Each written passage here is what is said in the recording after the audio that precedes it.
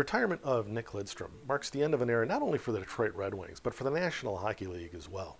Being originally from Detroit, I was lucky enough to watch the early portion of Lidstrom's career up close, and it's a career which really serves as a bridge from the great players of decades past all the way up through the modern Red Wings, and with younger teammates like Niklas Kronwall and Jonathan Ericsson, there's a legacy there that will continue to be carried forward in the years ahead.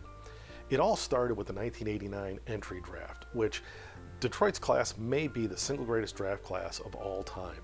You have 4 players out of 13 that were selected that all played more than 1,000 games in the NHL. You had Lidstrom, you had Sergei Fedorov, Mike Sillinger, Dallas Drake.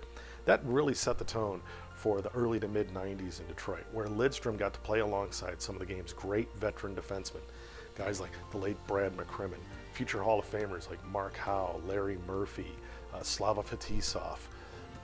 From those guys, Lidstrom learned how to carry a heavy load playing against top opponents in all sorts of different situations, whether it's 5-on-5 against the other team's top line, working to point on a power play when you need a critical goal, or manning the penalty kill while defending a 1-goal lead.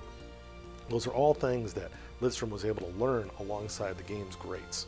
His career trajectory only kept going up from there, however. He scored the game-winning goal, which won Sweden the gold medal at the 2006 Winter Olympics. He won 7 Norris trophies and 4 Stanley Cups, including 2008 as captain of the Red Wings. But now he steps away while he's still pretty much near the top of his game.